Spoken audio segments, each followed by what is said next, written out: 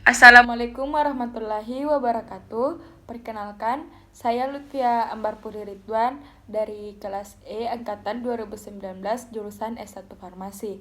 Nah, baik, di sini saya akan menjelaskan materi yaitu ikatan logam dan ikatan hidrogen. Ikatan logam adalah ikatan yang terbentuk akibat adanya gaya tarik-menarik yang terjadi antara ion positif dengan elektron-elektron pada kulit terluar dari suatu atom unsur logam. Elektron-elektron pada kolam dapat bebas bergerak karena atom logam mempunyai sedikit elektron. Valensi sedikit sangat mudah melepas ion positif.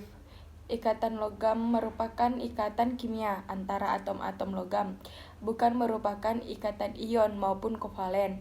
Dalam suatu logam terdapat atom-atom sesamanya yang berikatan satu sama lain sehingga suatu logam akan bersifat kuat, keras, dan dapat ditempa.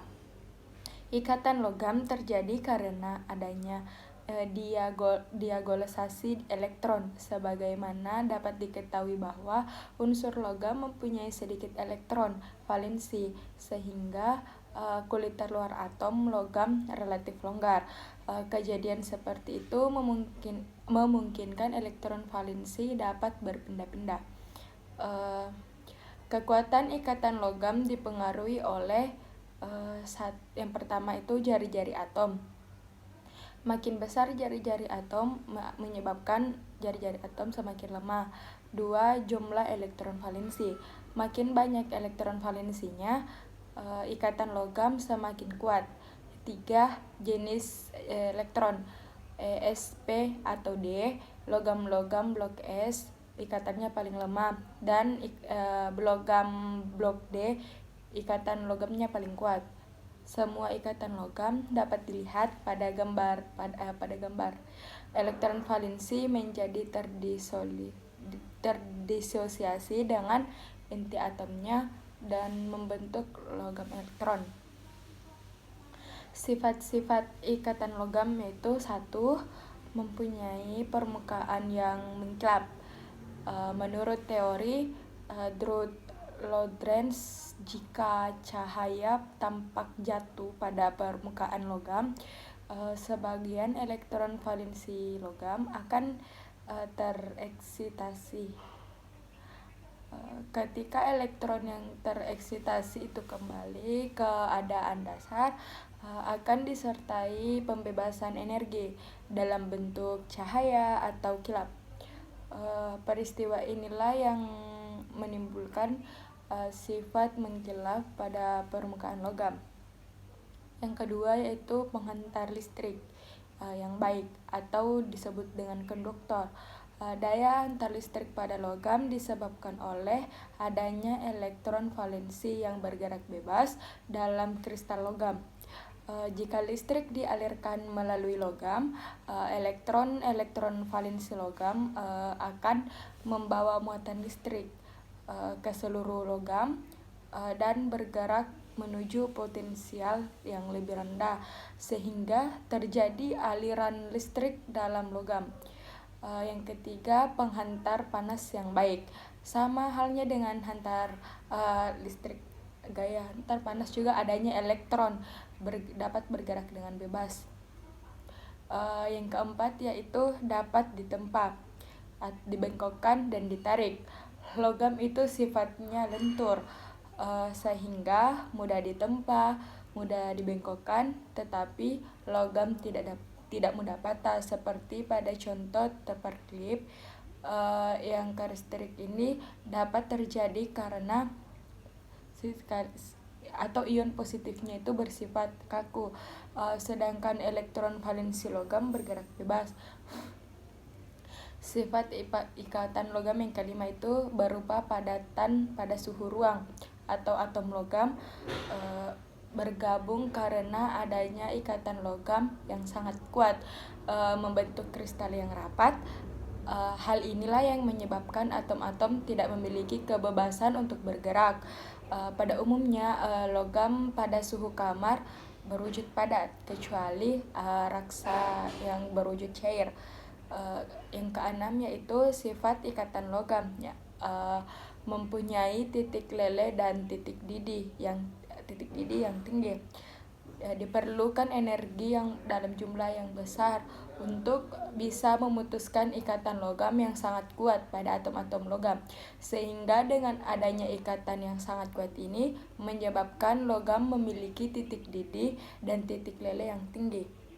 Ketujuh yaitu memberi efek photoelectric dan quaternionic. Apabila elektron bebas pada ikatan logam memperoleh energi yang cukup dari luar, maka akan menyebabkan terlepasnya elektron pada permukaan logam tersebut. Jika energi yang berasal dari berkas cahaya, maka disebut efek fotoelektronik. Tetapi jika dari pemanasan, maka disebut efek termionik. Berdasarkan golongannya, ikatan logam ini dapat diklasifikasikan menjadi ikatan logam pada logam gelombang utama, logam pada logam transisi. Maksud ikatan logam golongan utama relatif lebih lemah dibandingkan unsur logam transisi. Contohnya seperti kristal besi lebih kuat dibandingkan dengan kristal logam mesium. Dan untuk logam transisi cenderung memiliki titik leleh dan titik didih yang lebih tinggi. Kenapa bisa begitu? Karena logam transisi ini tepat melibatkan elektron 3D yang ada pada kondisi delokalisasi seperti elektron pada 4s. Jadi lebih banyak elektron yang terlibat sehingga kecenderungan gaya tarik akan semakin kuat. Contohnya ikatan logam pada unsur logam transisi adalah seperti AgSe, Cu, dan lain-lainnya.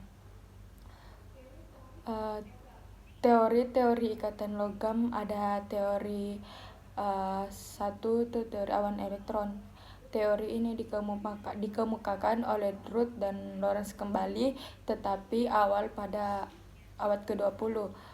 Menurutnya teori ini dalam kristal logam itu setiap atom melepaskan elektron valensinya sehingga terbentuk awan elektron, dan ion bermuatan positif tersusun rapat dalam awan elektron tersebut karena elektron valensi tidak terikat pada salah satu ion logam, tetapi terdekolonisasi terhadap semua ion logam.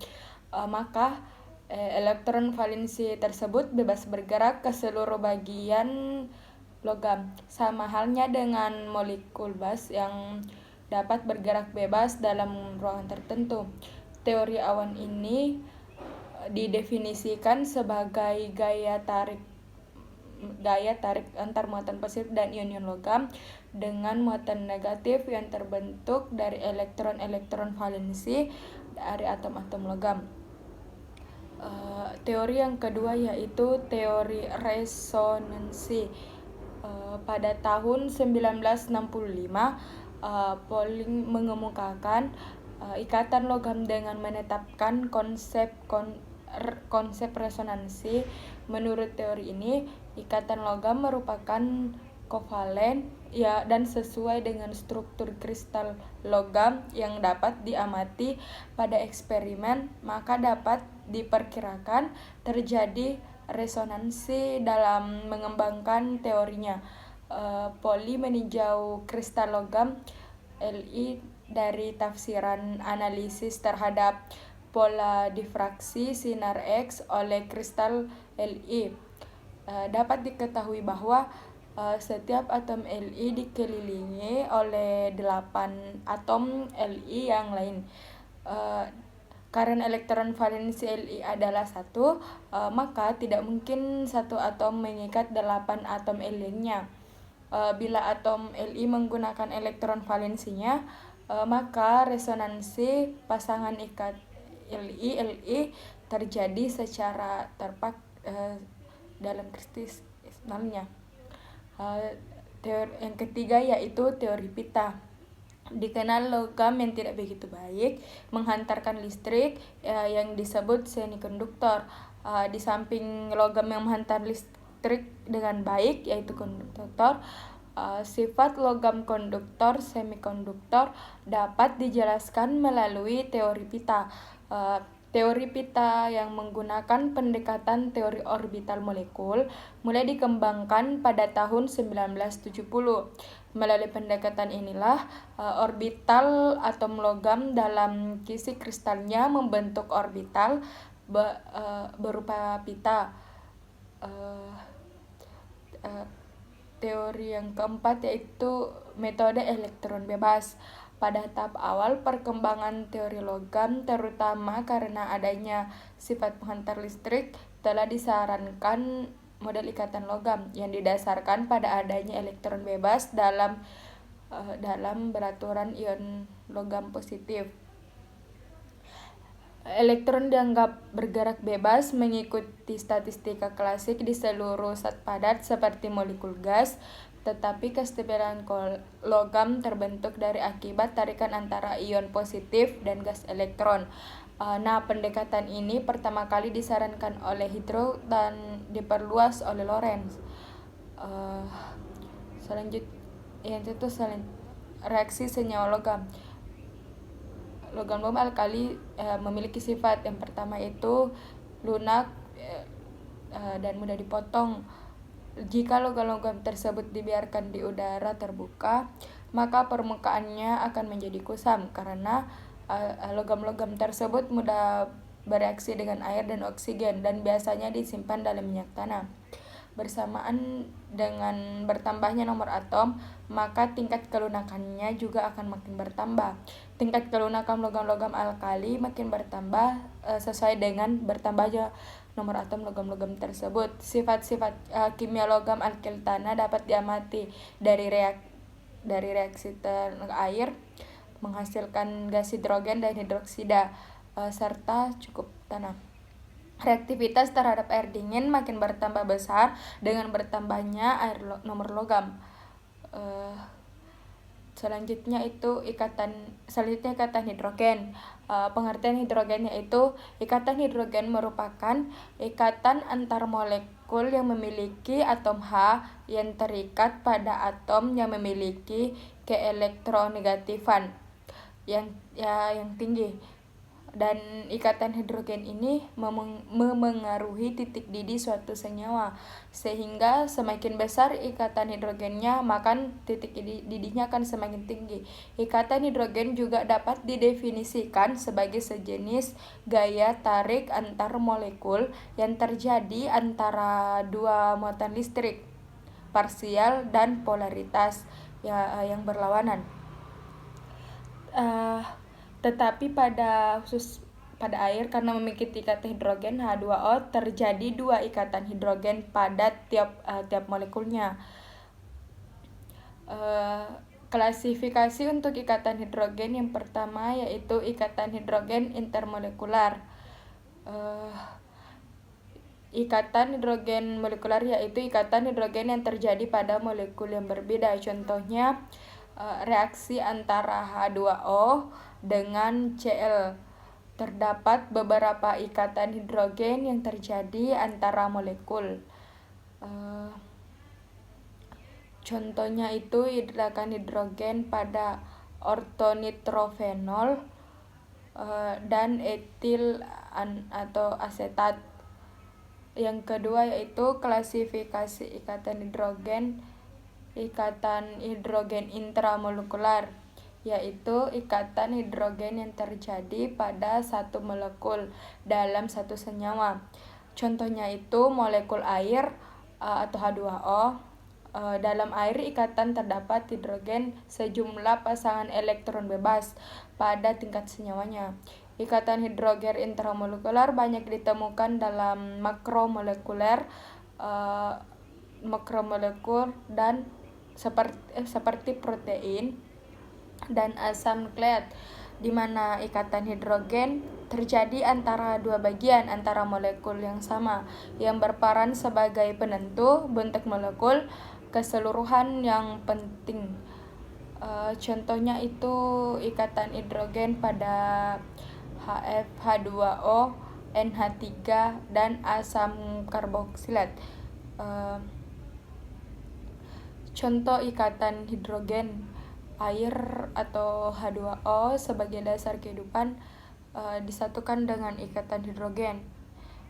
Gaya tarik antara molekul polar yang mengandung hidrogen dengan pasangan elektron bebas dari molekul oksigen. Pada ikatan polar, setiap atom hidrogen bermuatan agak positif, sehingga dapat menarik elektron. Terima kasih. Mungkin itu materi yang bisa saya bawakan. Lebih dan kurangnya mohon dimaafkan. Dan assalamualaikum warahmatullahi wabarakatuh.